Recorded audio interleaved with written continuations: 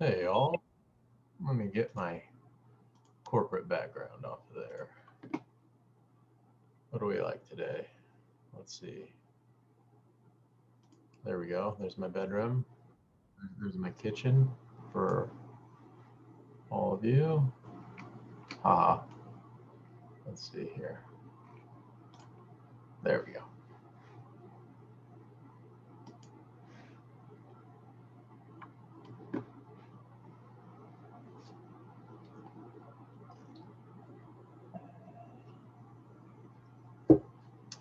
Okay, it's 7:01, so we can go ahead and get started. We have, I'm going to lecture over Module 5 tonight, which is lengthy, so I'll have to talk fast to get through all of the material, but that's okay. This is the, I call this the brain pollution night because the fourth exam is posted for you to take. So if you're sitting through this class, I'm going to be lecturing on material that's not on the fourth exam, which is why I call it brain pollution night, because you may not want to stick this material in your brain before you take that fourth exam. So let's talk about that. I posted it to the My Business Courses website. That exam will be open for the next week through Tuesday, the 23rd. So a week from tonight, the exam closes at 11:59 p.m. And if you don't have it submitted by 11:59, you're out of luck. It'll just automatically submit. Questions you don't have answered will go unanswered, and you won't get credit for those. So be mindful of that if you have it open. Um, let's start with questions before I get into the lecture material. Any questions about the exam? Any questions about the class? Any questions about the research project? What do you got on your minds? Really quick, Professor. Sorry, you said the test is due February 23rd, 11:59. Yep. Okay, perfect. Anytime between now and then. You'll have 2 hours to take it. It's timed. That once the window opens, you gotta get it done inside of 120 minutes. Yep.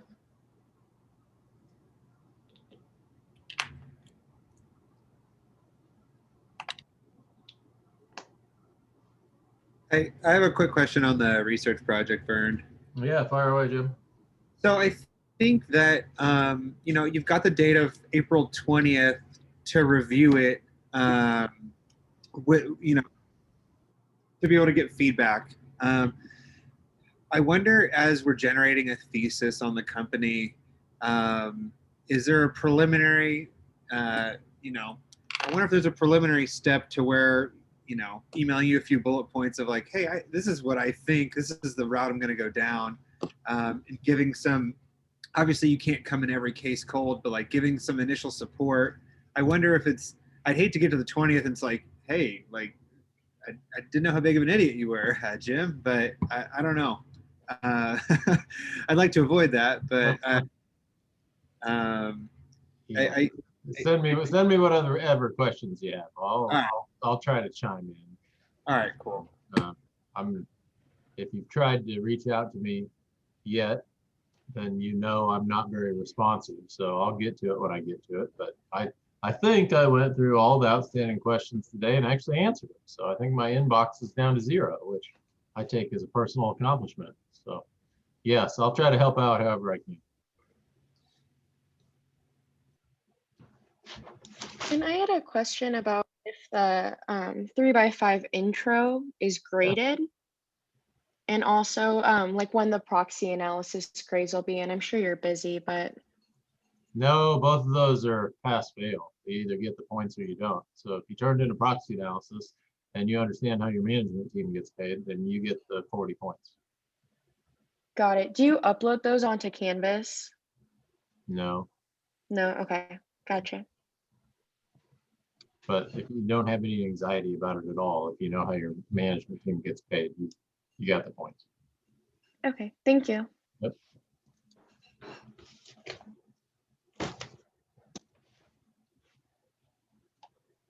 Okay.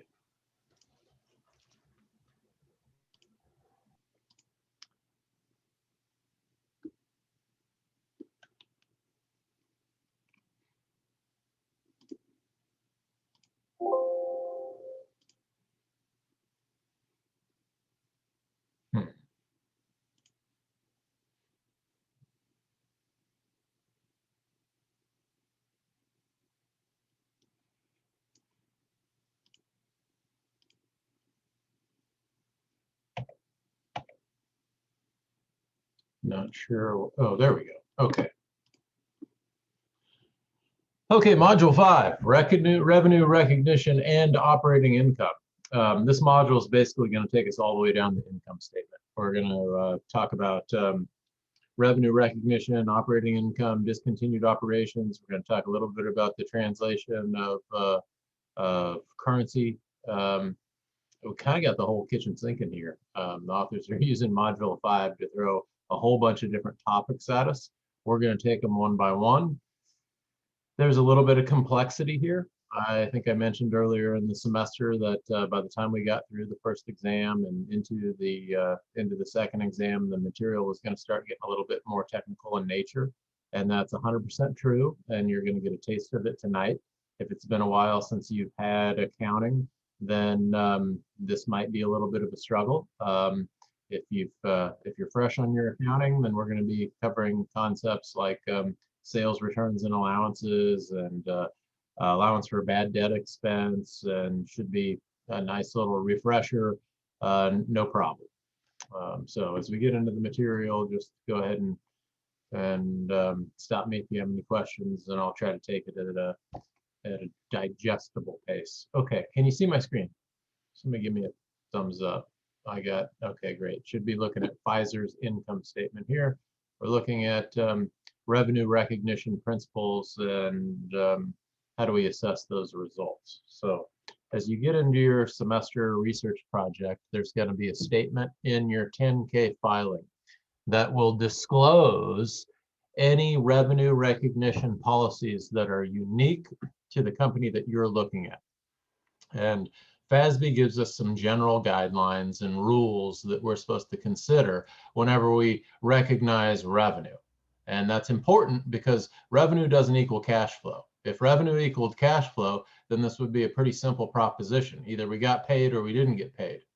Well, for revenues, we can book accounts receivable. We can book future promises to pay. There's lots of different ways revenue can end up on our income statement before we actually get the cash.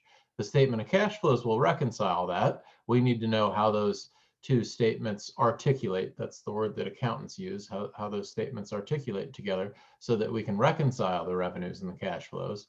We're going to go through the rules that accountants use broadly speaking, and then I'm encouraging all of you to look in the back of your 10K filing so that you can be familiar with the specific rules that your company uses to recognize revenues, because they may have some peculiar aspect of their business that requires special treatment. I remember early on in my career, I was working on Boeing. I was doing a big research project on Boeing, and they make aircraft, and sometimes an aircraft project, like when they built the 787, I think this was 2008, they were rolling out the first 787. If you remember, if you're familiar with Boeing, the 787 was the first 100% carbon fiber fuselage, and it was revolutionary, and it was going to cut down on the total amount of fuel that plane used by 30%, and they had booked out orders for close to another decade, it was incredible.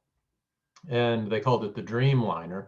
And Boeing had a revenue recognition policy that they called program accounting, because that 787 was such a huge project. They actually referred to it as a program, and they would recognize the revenues in kind of on a pro rata basis from the time that they began the program, which was the kind of the engineering and the total installation of the facilities. And then that would take years as they aligned those facilities and got all the machining in there and created the carbon fiber fuselages, and then begin the assembly line through that process. A very complicated revenue recognition policy that, I couldn't debrief you on the ins and outs of it today, but I remember it took me, quite a significant amount of time just to understand what they were doing when they recognized revenues on their books. So my challenge to you is go through that same process with your company. Dig into the fine print in the back of the 10K, understand how revenue makes its way onto the income statement. And I'm going to run you through a few of those rules here. FASB updated the revenue recognition standards, and they did it for companies like Boeing, for companies with long-lived projects. So if you're, take Foster Wheeler, if I'm remembering that right, Foster Wheeler builds nuclear power plant facilities, and those projects are so huge they can take 5 years. So how do you revenue? How do you recognize that revenue over a period of time? Well, we have a methodology that I'll share with you. You just need to know that because those policies changed in 2017, any financials that you look at prior to that might be a little bit of a mismatch. So you need to be familiar with whether or not your company has restated those financials. If they have restated those financials, then you have an apples to apples comparison. Otherwise, you're going to have to restate them yourself.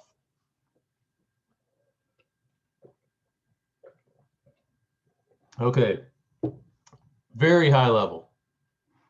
We recognize revenue when the company transfers good or services. Doesn't have anything to do with when they get paid. When those goods or service, when the goods are transferred or the service is complete, we recognize the revenue, which gives us an entitlement or a right to get paid in the future. Doesn't always happen like that, which is why we're going to talk about bad debts expense tonight. But that's when we book the revenue, and that's when the customer typically obtains control of the good or service. So keep those two broad level guidelines in perspective. Okay, here's the 5-step process for revenue recognition, and this is in your text. Just star this slide so that you can come back to this. You'll definitely get a test question about this, and if you know where it is, then it'll be easier to look up. But those steps consist of identifying a clear contract. So you have to have the parties to the contract identified, and then there should be terms of sale. And those terms of sale are going to identify things like the performance obligations. Most of the contracts that we enter into that's pretty simple, but when you get into these huge conglomerate multinational corporations, some of these contracts can take years to actually deliver. My company, 2 West, has a contract outstanding with our IT services firm, and they have promises to basically serve as our IT back office. So they deliver on that contract every day. If my computer goes out, I call them and they troubleshoot it for me. That's part of the contract that we've negotiated, whereby they get paid in advance for those services. As they deliver those services and satisfy that contract, they'll book that revenue on their financial statements. Got to have a price. It's kind of a no-brainer there. There needs to be some methodology for allocating the transaction price. And again, we're talking about very complicated, typically service contracts or long-lived construction projects. If it's a service project or a construction project that's delivered over a period of time, we should have some basis for the fair value that we're booking when we recognize the revenue. So say, for example, I don't know, 20% of the project is complete. We need to have some fair value for what has been delivered. And if we have that, then that'll help us book the revenue. Typically, we're going to recognize that revenue when the obligation is satisfied. Just talked about that, but we're going to go through a specific example here called the cost to time methodology, where basically if 20% of the project is complete, we're going to recognize 20% of the revenue. Not terribly difficult there. Throughout the module 5, you'll see that our authors are recognizing Pfizer as a case study. And with a company like Pfizer, you're going to see that when they sell their pharmaceuticals into the marketplace, they have chargebacks, and they have rebates, and they have sales allowances, and they have sales returns. We're going to look at one simplified example, but the accounting for each of these is basically the same. We're going to look at sales returns and allowances.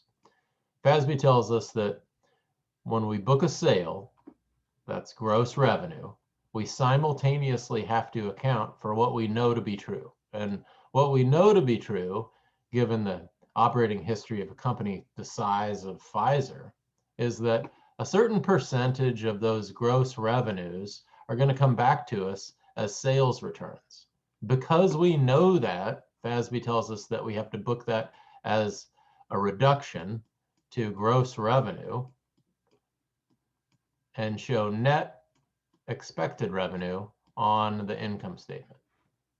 So this probably sounds familiar to you, to some of you who have taken your accounting class recently. So we will walk through an example of that. Other complicating factors of revenue recognition, there's going to be special rules around all of these. For example, non-refundable upfront fees. Somebody can think of a good example of a non-refundable upfront fee, just throw it out there. But sometimes you see this as a like an onboarding fee. In our business, we service other investment advisors from time to time looking to get into the retirement planning space. It's complicated. There's a lot of legal rules. You got to be you have to be certified as a fiduciary, or at least have we have a CFIX certification that gets us into that game. And when we serve in that capacity for other investment advisors, we charge them a one-time onboarding fee of $10,000. Because that onboarding fee takes time to get those advisors onboarded, we need to recognize that revenue pro rata over the period of time when those services are performed. Bill and hold arrangements. This is like, you don't see this much anymore, but when I was growing up, you used to be able to walk into a company like Sears and put something on layaway, and they would hold it for you until you had the money to come back and pay for it. Well, that's might be a bill and hold relationship. So you don't recognize that revenue until the goods actually transfer to the customer. Consignment sales, licenses, franchises, any type of variable consideration, and I'll let you familiarize yourself with those rules, but that would make for great multiple choice type questions. Okay, let's talk about that cost-to-cost method. I mentioned this just a moment ago. Let's use the example of a Foster Wheeler nuclear facility, since I already threw that name out there. We've contracted with, or hypothetically, we have a contract with a firm to build a power plant, and it's going to take years to do. So we're going to use the cost-to-cost method to book that revenue, and we're going to say at the end of the year, for example, 15% of the total expected costs have been incurred. So we're going to book 15% of the revenue. And FASB tells us that's an okay way to do it. Let's look at an example. Assume the following. Raytheon, I guess, is our sample company here. Assume Raytheon signs a $10 million contract. Construction is going to take 2 years, and it's going to cost $7.5. After the first year, we've incurred $4.5 million. Well, let's do the math. 4.5 million out of 7.5 is 60%. So we're going to recognize 60% of the revenues, or $6 million worth. Year 2 is just basically what shakes out of that. If we've already booked $4 million worth of revenues in year 1, then in year 2, we'll book the other 40% of costs, and consequently another $4 million in revenues. Not to get too ahead of probably where you're going on the next slide, but in year 1, you're booking, the whole contract as like accounts receivable, perhaps, but then you finally recognize the $4,500 after year 1 as revenue, and you leave the other $3,000 in wherever you parked it to begin with, right? Or is there a specific place you would park it to begin with? You mean the other $3 million? Yeah. Whatever I said. This number here. Yeah, where do you in year 1, there's no such thing as that number. That's a future number. You may find that a lot of these contracts run under budget. So in year 1, this is the only number that you really know. This would be an estimate. You may get lucky and find out that this number actually turns out to be 2 million, in which case your profit's going to increase by $1 million because it was a $10 million contract. Or you may get unlucky and find out that that number's, I don't know, you run into big time problems, overages, bad weather, whatever. Maybe it's 6 million and you end up taking a loss on the project. These are unknowns after year one. The contract may or may not have milestone payments. So if it has milestone payments, then there's a chance that this is not an accounts receivable, but an actual sale. Like you've booked the revenue, but instead of booking accounts receivable, well, you just got paid. You got cash. So there's no accounts receivable associated with it. It's just revenue in exchange for cash. But that would require a milestone payment. Thanks. Okay. And you can see here how that all flows through to the individual financials. The example that our authors give us actually is cash. So there must have been a milestone payment associated with that. Flows through to the balance sheet as retained earnings, and then we know cost of sales, revenues, and here's one for accounts receivable. Nope, I misspoke. This first entry is to book the inventory and cost of sales. The second entry is to book the accounts receivable. This 6 million could have just as easily been cash if there are a milestone payment. And then in year two, all of those entries are basically the same.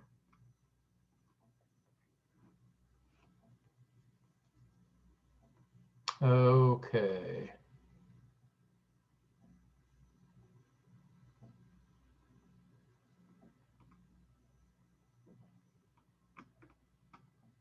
Okay, I skipped over a couple of slides there. Just the second example of the cost method. I don't think I need to go through two examples in class tonight. And then a little survey about that accounting change in 2018, which I mentioned at the top class. So let's move on to sales allowances, and we'll talk about what happens when we book sales, but we know that there are certain sales discounts and retailer promotions and rates of returns that we're going to have to take into account. We're going to have to accrue for. What we really want is net sales. That's what GAAP tells us that we need to be concerned with. We need to give our investors and other users of the financial statements some indication of what the net is, because if we want to play games with the accounting, well, we could easily goose this gross number. The gross sales is an easy thing to manipulate just by giving out bigger sales discounts. And we don't want to manipulate the accounting. We want to make sure that we're giving investors an accurate picture of the accounting. So we're going to report the net number. Let's look at an example here on slide number 19. Levi Strauss sells jeans for 130 bucks. It's a nice pair of jeans. I don't think I've ever spent 130 bucks for a pair of jeans. Probably says more about me than it is a commentary on the cost of jeans, but those jeans cost 80 bucks. They expect returns to equal 3% of sales. Now, for the companies that you're looking at for your research project, if you have a good history, I mean, if you've been in business for a decade, you're going to know what that number is because it probably trends at 2 to 3% every year for a company like Levi's. That's well established. So here's our book entry. We know that 3% of sales times a sale of $130 amounts to $3.90. So what are we going to do? We're going to book an account called Allowance for Sales, Returns, and Allowances for $3.90. We're going to book sales, returns, and allowances for $3.90. That's going to flow through to net income, which ultimately flows through to retained earnings. Simultaneously, we know that if $3.90 worth of the sale is returned to us, that amounts to $2.40 of cost of goods sold, or that's basically our inventory account. So when we take inventory back, when a sale is returned to us, our inventory is increasing. We need to take that into account, and that's the second entry that you see there on slide number 19. So if we put that all onto our income statement, you can see net sales of 130 minus $3.90 equals 126.10. And then cost of goods sold, which was $80 minus the 240 at 77.80 for a gross profit of $48.50.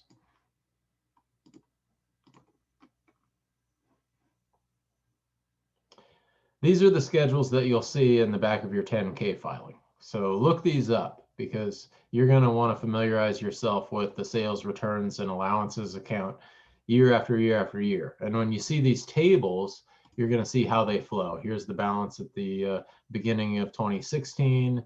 During the year, we added $195,000 to the sales returns and allowances account. We actually had 193,000 returned, leaving us with a 36,457 balance at the end of the year. That balance flows through to the start of the next year, and you can see it hop across accordingly. Now, why do you need to be familiar with that? Well, you want to familiarize yourself with that so you can see if your management team might be playing games with the accounting, because these numbers should roughly be proportional with one another. And we're going to compute this as a ratio. That 3% of sales that we looked at for Levi's, I want you to take that and look back 10 years and see how it's fluctuated. Because if in any given year, and I'm getting ahead of myself here, but if in any given year, say we wanted to play games with the accounting, well, go back to the slide over here. You had sales, net sales of $1.30 minus $3.90. Okay. Now, I just talked about the proxy assignment. You get the points on the proxy assignment if you know how your management team gets paid. And specifically, what is their incentive comp tied to? Well, it's very, very common for a management team's incentive comp to be tied to earnings per share. So this number right here is a, let me rephrase that. How do we get this number?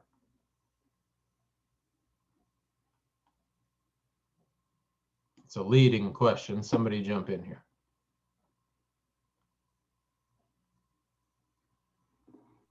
Margin, profit margin.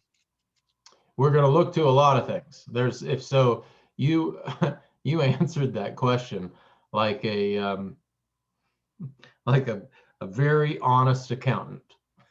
And I can appreciate that answer because that's exactly where I probably would look. That's probably exactly where you would probably look. But the fact of the matter is that there's a subjective aspect to this.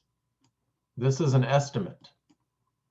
So if you're wanting to play games with the accounting, what you're going to say is, well, I don't think that we expect returns of 3% this year for whatever reason.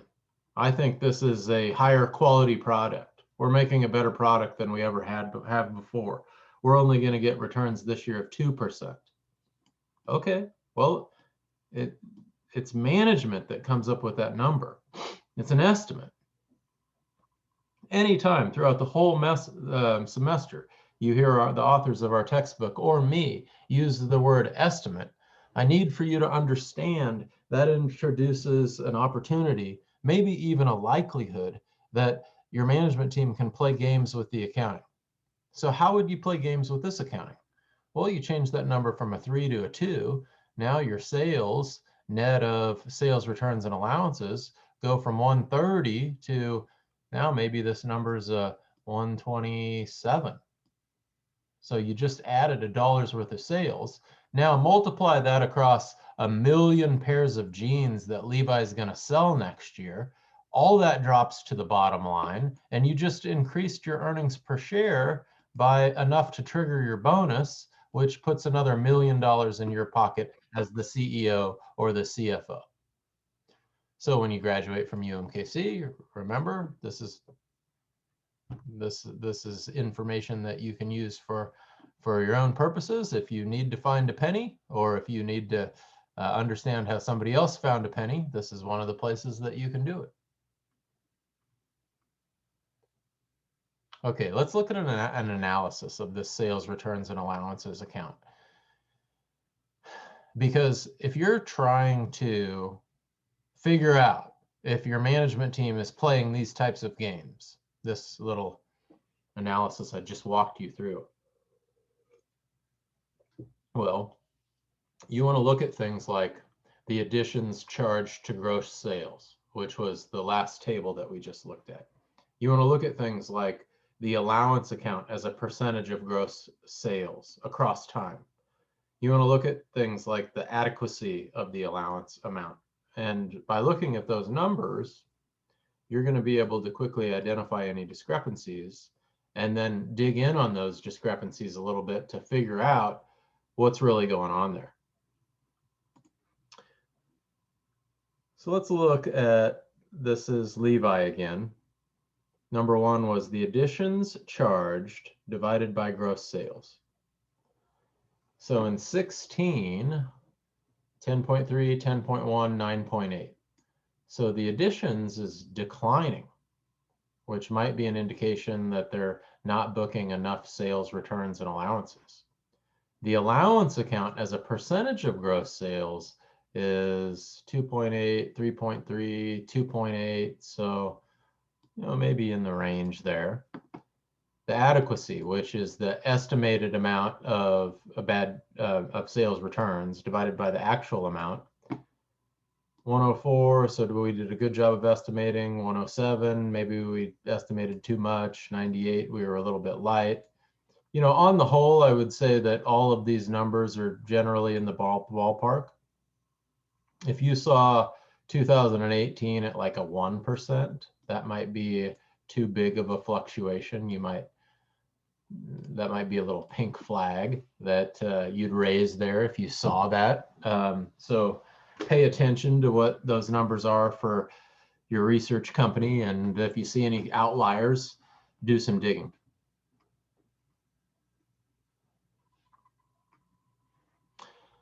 Okay, if you do see an outlier, say that was 1%, or say you see another number that's just not consistent with historical history, and you're like, well, I don't know what's going on here. I don't know if management's playing games, but it just doesn't look quite right to me. What an analyst will do sometimes is to just make that adjustment on their own. So we can look back at a good history of a company's performance, figure out what the average was or should be, what's a typical year look like, and then just apply that. So we can restate the financials ourselves. And as we do restate those financials, that'll give us some insights into, what's a normal year look like. And our authors do that for us here on slide 24 with Pfizer. They calculate the average rate by looking at the additions charged to the allowance account for the last 3 years. They divide that by the total gross sales over that period of time to come up with right at 10%. So then what you can do is take that 10% and use it to adjust the additions. And when you do that, you can see here that you have net sales, you have the additions, which is the adjusted value. You're going to subtract the reported value, and then you get the, that's naturally going to flow through to income tax expense and net income. You can just kind of watch that filter all the way down through the income statement. And as it does, you know that you're going to have a $9,000 increase to net income. And here's our balance sheet items. Those are basically the same. I don't see that done very much in practice, but for the purposes of this class, you need to know how a restatement would work. You'll see that in your homework assignment.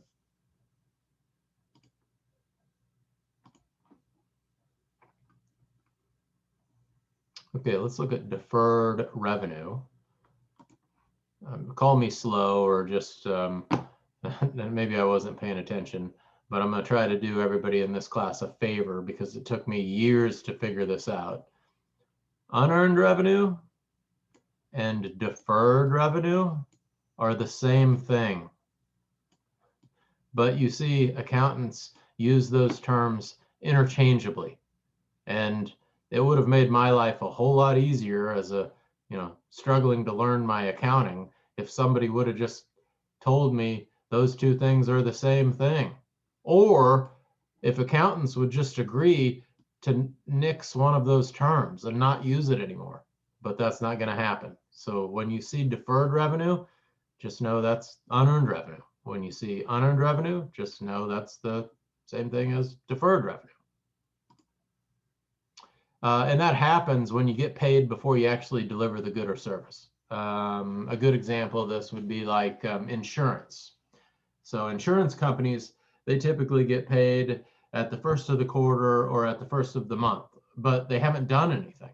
So they have the money, we call that unearned revenue, and then over the course of that quarter or over the course of that month, as the insurance actually delivers on the service, which in this instance is assuming the risk on behalf of whatever the insured risk was. As they do that and time passes, they'll move the revenue from unearned revenue to actually earned revenue.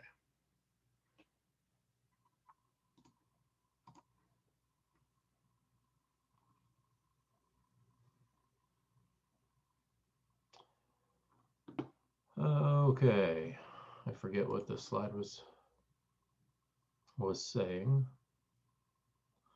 If deferred revenue liabilities, okay, that's another important point that I should make for everybody in class. Deferred revenue is what they call a contra revenue account, which is actually a liability account. It's not a revenue account at all. When we say deferred revenue, it means that we've collected monies on a service that we have not yet delivered on. And because we have not yet delivered on that service, but we're obligated to do so, that shows up as a liability. So deferred revenue is actually a liability. And the authors are noting here that if those liabilities decrease, we can infer from the company's reported revenue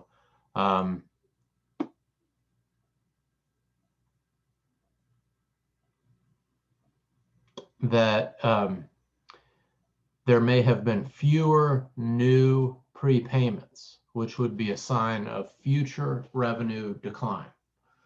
So basically, back to that example of the insurance company I just gave, if they have deferred revenues on their books pretty consistently at, pick a number, $1 million a month, but then all of a sudden deferred revenue starts to fall, well, that's the same thing as revenue falling, right? Because eventually all deferred revenue flows through to revenue.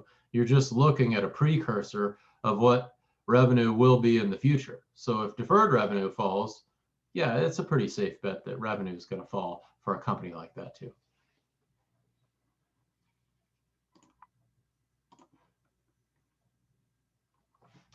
Okay, foreign currency gains and losses. I told you we had a little bit of everything in this module. And this one's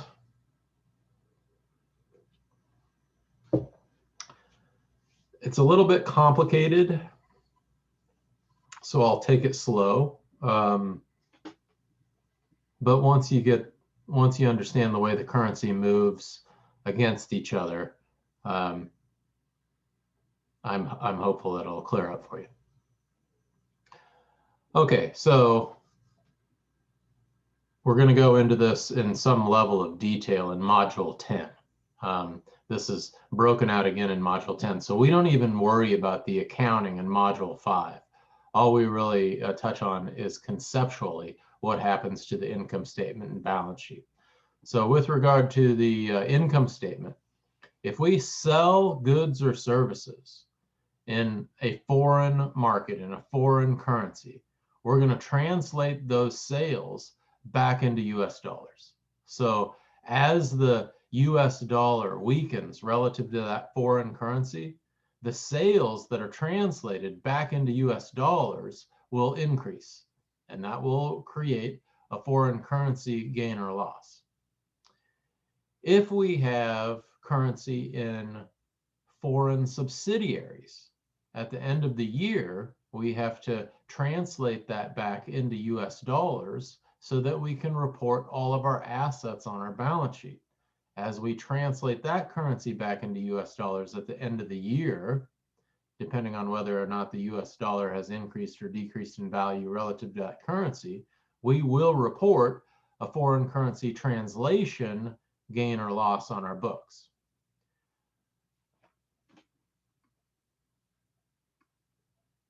So,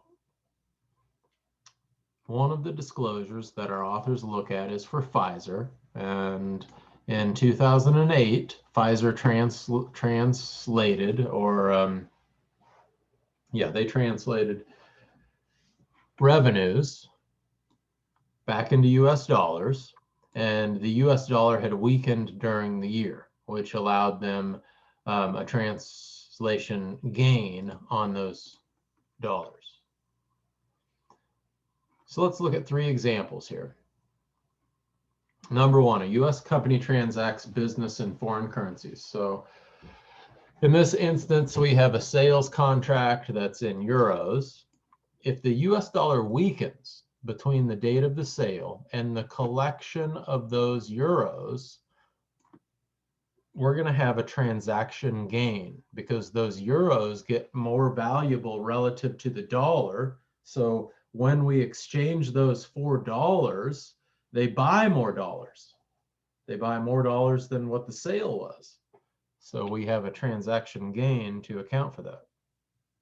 Okay, conversely, if the US company purchases goods and the dollar weakens, well, we have a payable on our books now, and that would result in a transaction loss.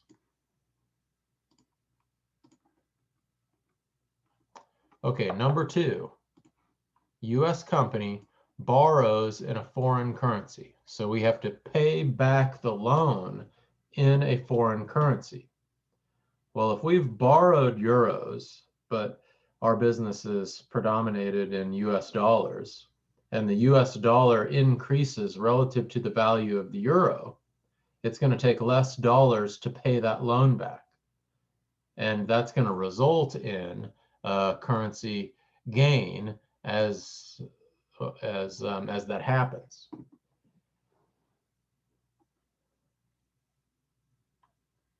Number 3, foreign subsidiaries cash repatriated. So if the US parent repatriates means bring cash back to the United States. So I think we talked about the example of Apple earlier on in the semester. They have about $100 billion in foreign currencies sitting across the globe. Might be much higher than that, I don't know, but it's a lot. As they bring that cash back to the United States and translate it from yen or euro or yuan to US dollars, they will similarly book a gain or a loss.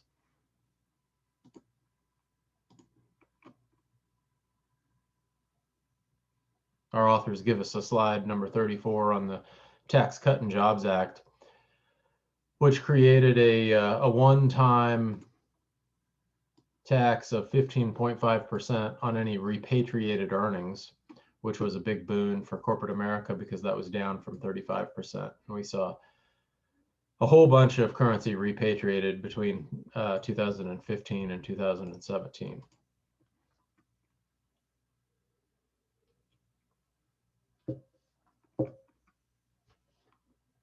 Okay, let's look at accounts receivable.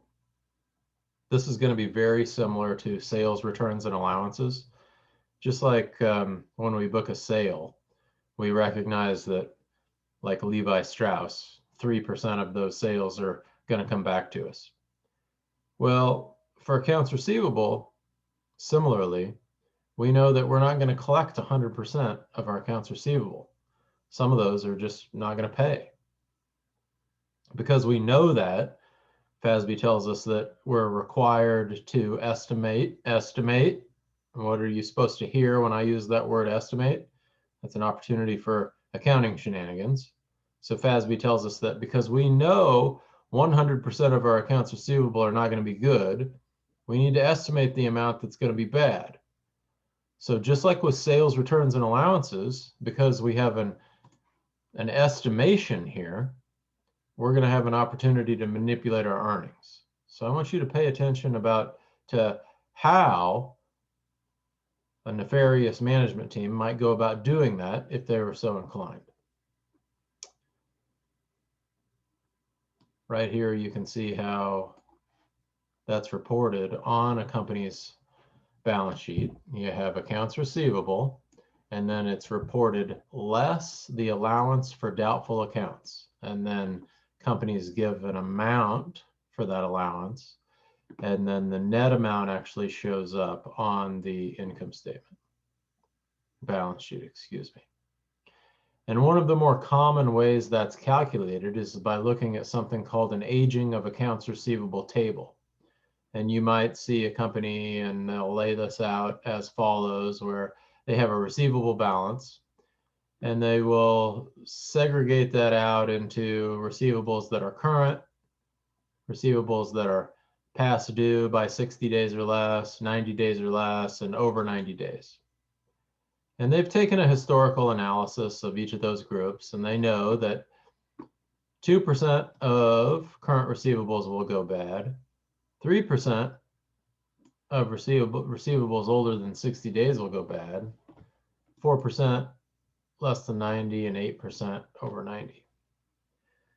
So do the math, and you can add up all of those categories for a total estimate of uncollectible accounts at 2,900. That's a very common way for estimating bad debt expense or accruing for an estimate, which we'll book to the allowance account. Your job here is to look at the policies that your company uses and to make some assessment of whether or not they're reasonable. So let's look at an example here. Assume a company sells goods on account for 100,000 and they simultaneously establish an allowance account of 2,900. Well, when we sell that, we're going to book an accounts receivable of 100,000. We're going to book sales of 100,000. And then we're going to have a complementary entry where we're going to book the allowance for uncollectible accounts at 2,900. And we're going to book bad debt expense at 2,900. And then the net sale is going to, net accounts receivable is going to show up on the balance sheet as a 97.1.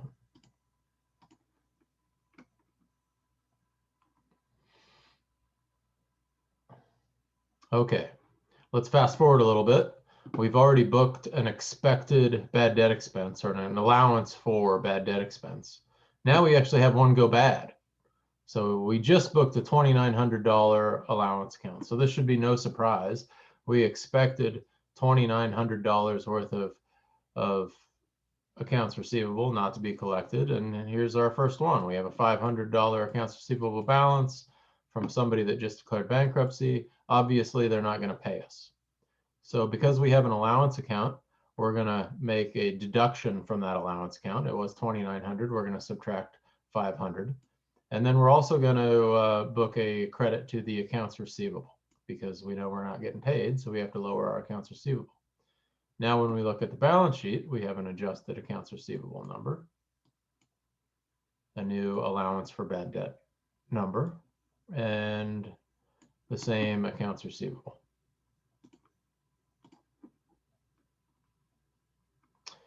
Here's some ratios that are going to help you come to that assessment about whether or not your company's allowance account is reasonable. As you look at these ratios across time and relative to your peer group, you're going to gain insights into how well your company is managing their bad debt expense and if there's anything that you might need to be concerned about.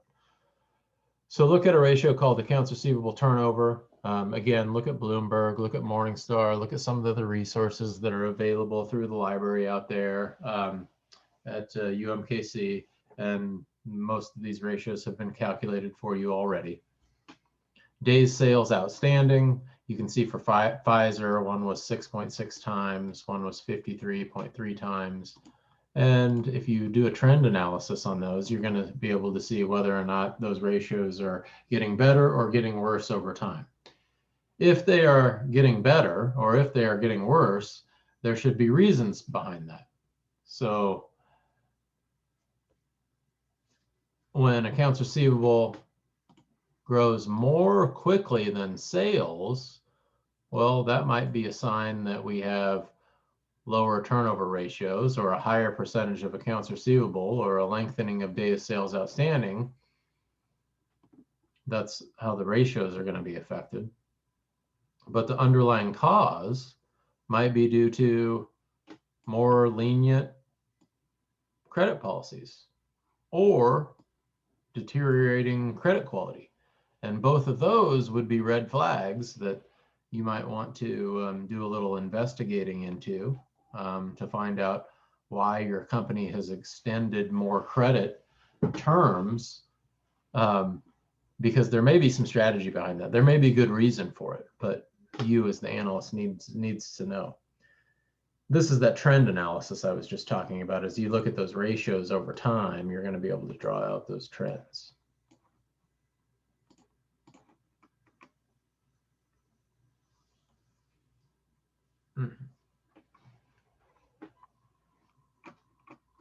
Excuse me. And I'm fast forwarding through a couple of slides here that don't need a lot of support. Let's jump to learning objective number 6 here and talk about the analysis of operating expenses and then especially discontinued operations. And I want to give you some insights into some games that management teams can play with discontinued operations. If you see those, pay attention. Okay, deductions from income. You'll probably see these. Most of you that are looking at manufacturing companies especially will see a cost of sales number on your balance sheet. You'll see selling, admin expenses, research and development, amortization of intangibles. Those are all very common operating expense line items. So be familiar with what they are and what goes into those. And this will all be disclosed in the back of the 10K filing. So, make sure you read management's discussion of the business and how they view each of these. Restructuring charges. We'll talk more about restructuring charges later in the semester, but put a little asterisk there because restructuring charges can be a good way for management teams to play games with the accounting. Restructuring charges are supposed to be infrequent in nature. And because they're infrequent in nature, GAAP or FASB tells us to draw the distinction, and management teams will typically do just that. And in their commentary, they will say, these are restructuring charges. They're not germane to the ongoing operations of the business, and therefore you can ignore them. And please do ignore them because they're costly. What we want you to focus on is this higher number. Maybe it's a non-GAAP number, maybe it's an EBIT number, or some other metric that management team touts as the better indication of their future operating earnings power of the business. Well, maybe that's true. But in my experience as an analyst, what I have seen far too often is that restructuring charges are not infrequent in nature at all, but rather they show up year after year after year after year as a means for management teams to hide all of the junk and crap that they don't want you to focus on. They call it one-off or non-recurring in nature. And I just don't have, I don't hold that in very high regard when you see restructuring charges occur every year. If you see that happening, that should raise a little pink flag. Okay, taxes, discontinued operations. Discontinued operations and restructuring charges are similar. They're both supposed to be infrequent in nature. I'm going to show you how discontinued operations are recorded just a little bit differently on the income statement.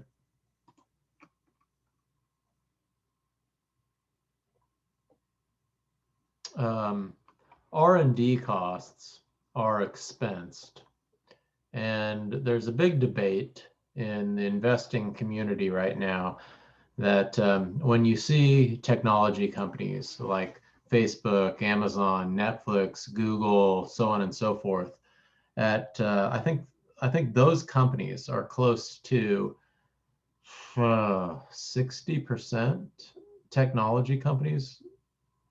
No, that number seems too high. Anyway, they're a huge proportion of the S&P 500, and they had a huge run last year. And the Wall Street community is starting to have conversations about how maybe in this age of tech, financial accounting is not presenting us with the same true accounting of the underlying economics of the business.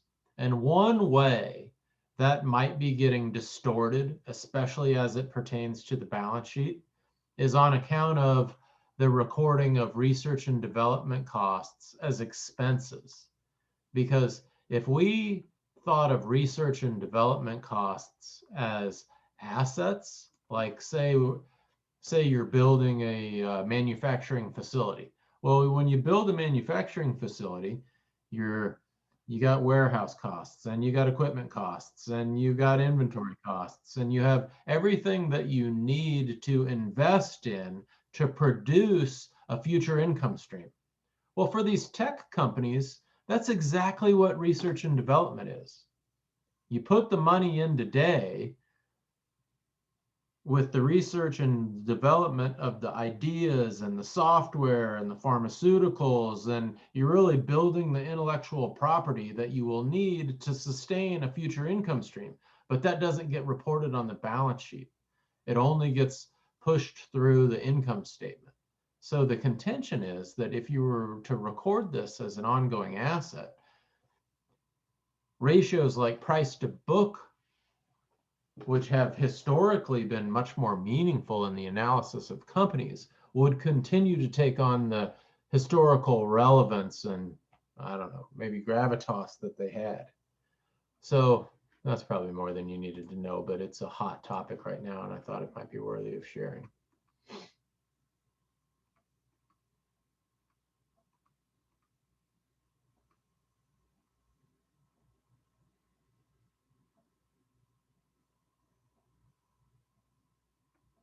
Okay, discontinued operations. When a company reports discontinued operations, it means that they're divesting of a certain business segment. Now, when they do that, they're going to break this out, and they're going to have that recorded at the bottom of the income statement for the purposes that I just mentioned when I was talking about restructuring charges. Discontinued, by its very label, means that these are not part of continuing operations.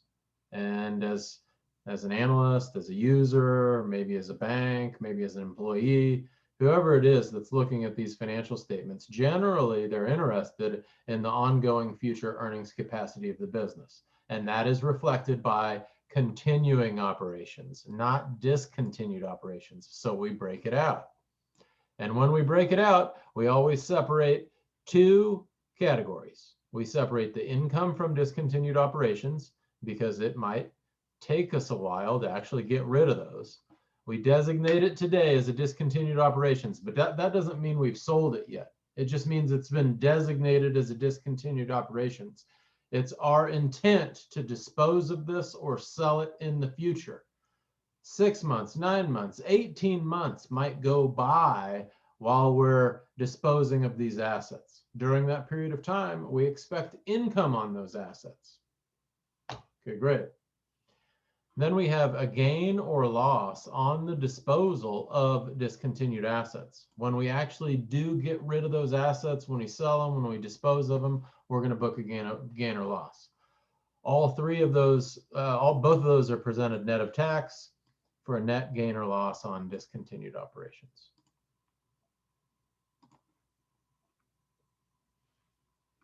And I hit on all those major points. Moving on to learning objective number 7, interpret pro forma and non-GAAP disclosures.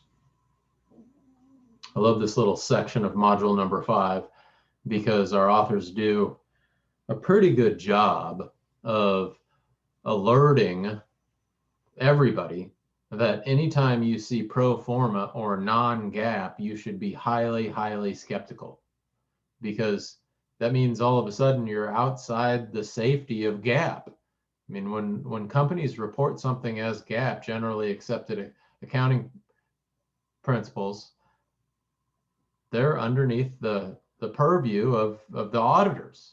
The auditors on an annual basis sign off on all that information that's supposed to be reported for in accordance with GAAP. So you have somebody like Ernst & Young or Price Waterhouse in there poking around on your behalf, making sure those numbers are consistent with the way they're supposed to be. But when you get outside of that little safety zone, outside of that little circle of trust that is GAAP disclosures, then you get into the non-GAAP, well, that's the wild, wild west. Companies can calculate those numbers any way they want to. So be very, very careful. Now, they may have some purpose. I'm not claiming that every management team in the world is untrustworthy, certainly not, but there are some, and you can expect for those non-GAAP numbers to be more of a distraction at times. So because enough companies throughout history have taken non-GAAP reporting as an opportunity to distort the truth, the SEC requires a reconciliation of any non-GAAP information back to GAAP numbers. So if companies report non-GAAP information, somewhere, might be in the back, might be in some very small fine print that you as an analyst are going to have to go do some digging to find, but somewhere there will be a reported reconciliation back to GAAP numbers. Find it, familiarize yourself with it. That's where all the good information is.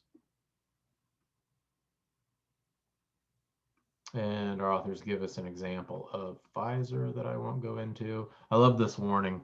This warning is basically kind of what I just went into on my little sidebar, where the SEC advises all investors to be very aware when they're looking at non-GAAP numbers that there's nobody looking out for them. And that warning goes to everybody in this class too. Just be ready. Know that there's no oversight. And let's see. This is your basic playbook for a thorough reading of GAAP financials. When you sit down to read your 10K filing, start with the audit report. That's going to tell you to what degree you can rely on the numbers that you're looking at in the 10K filing. If there's something unusual about those numbers, well, the audit report is likely to give it an unqualified opinion. Then look at the footnotes. Just like I told you there should be footnotes with regard to your revenue recognition policies, there's going to be footnotes with regard to all of your accounting policies. Familiarize yourself with those. Examine any changes in accounting policies. When I was working as an auditor for the Buffalo Funds, we had a piece of software. I forget who the vendor was now, and I wish UMKC had access to this tool, but we don't. I think it was Black Diamond. I don't remember, but they would take a 10K filing from last year, and they would take a 10K filing from this year, and they would overlay them on top of one another, and they would color code all the words that were the same and or different from one year to the next. So you could very quickly identify any changes in accounting policy or any changes in anything for that matter, because the changes were color coded red and the similarities were color coded black really made it stand out to the analyst what you needed to be keying in on, because if a management team is going to change their accounting policy on anything, or change their stance on anything, or change the way they estimate anything, well, that can be a little pink flag. There needs to be a good reason for that. Otherwise, it might be an indication that they're playing games with the accounting. So after you've done all that, you want to compare key ratios, which we do throughout this class. Review the ratios of a company's competition, which we'll do throughout this class. Identify non-recurring items. And then lastly, you want to recast the financial statements. So if you identify something like we just did tonight with sales returns and allowances being a little high, or maybe it's an outlier, well, look at what the numbers have averaged over the last 5 years and adjust the financial statements. That's called recasting them. Recast them as if, and that'll give you some indication of what they might have been in a quote unquote normal year. So, okay.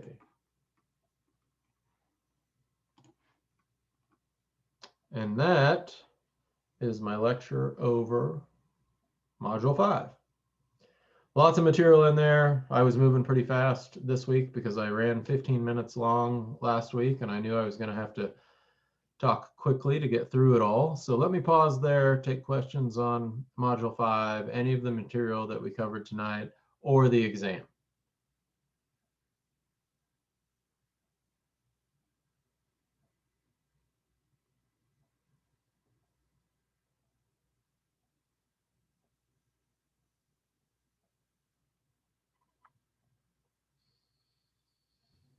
Okay, if there are no questions, then I will let you get to that exam. Good luck this week. Call me if you run into any problems. And I will put 10 minutes back into your calendars this evening. So thanks, everybody. Appreciate your time. We won't meet next week. I'll see you in 2 weeks for a live lecture. Next week, it'll be on YouTube. Take care. Thank you. Thank you. You got it. Thank you. Thanks. Have a good night. Have a good night, all.